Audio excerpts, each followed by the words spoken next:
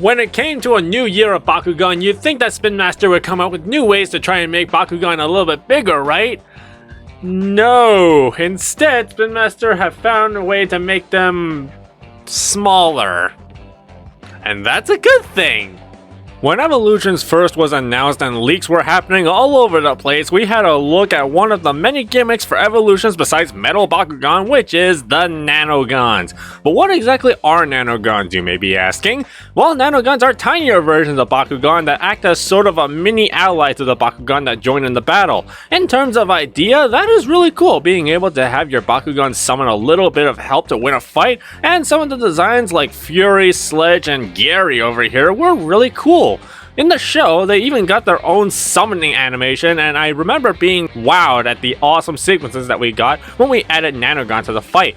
Nanogans come in different variety and designs based on creatures like snails, demons, bats, and even tiny golems. When I say that they were really cool, I mean that they were really cool. They even turned into Nano Gear, a Bakugear inspired idea where they equip onto the Bakugan to create weapons, which I believe is supposed to be a reference to how the toys work in real life, attaching to the toys in the same holes that Bakugear attaches onto. Though unfortunately, with the same writers from Geogan Rising being brought back for Evolutions, Nanogans face the same problem with the Geogan suffered, and that was the lack of background or substance. They never tried to expand on the lore of the Nanogans, not even tried exploring how Nanogans even came to be, or how they found out they can actually summon Nanogans. They just kind of showed up and everyone was like, meh, cool. So the Nanogans in the show, while they were cool to watch, they lacked having anything interesting about them. Instead, the show, as usual, just used its popularity and story for the sake of promoting the real-life toys. Level up with Nanogans to boost your power even more. The real-life toys are essentially just tinier Bakugan, and they seem smaller than the B1 Bakugan from the Legacy series, though unlike the Bakugan, they don't have magnets, so they have to open manually. Honestly, it's a bit of a pain for me because sometimes it doesn't close all the way I want it to, and a lot of the times I'm scared of breaking it. Even some parts can come off, but they're easily reattachable. The Nanogan figures vary in quality. Sometimes the toys don't even look like what they're depicted as in the artwork. I guess that can be attributed to the designs being restricted to tiny balls.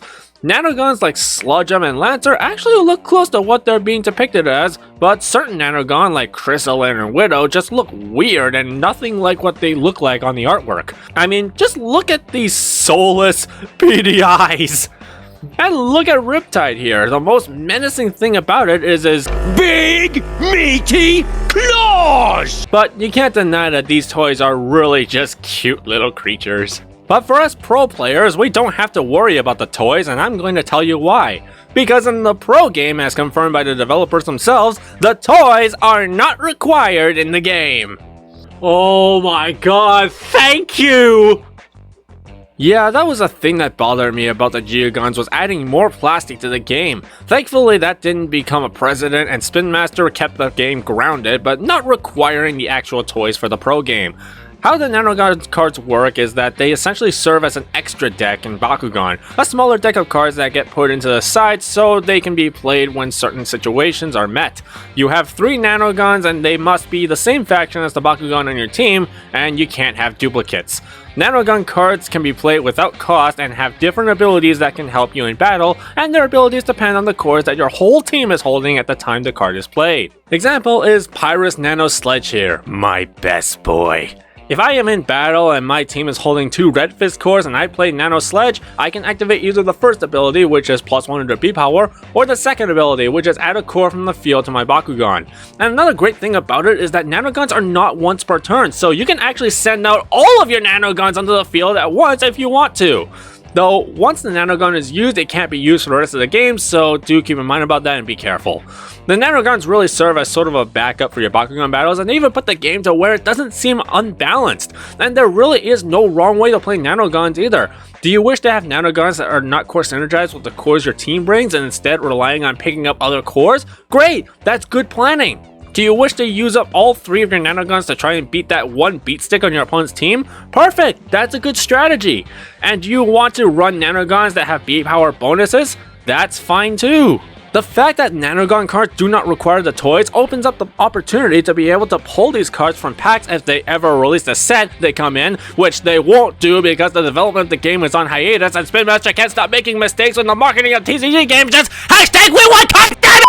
The only thing I think I have to say is they should have made the Nanogan cards a different backing instead of reusing the ability card backing.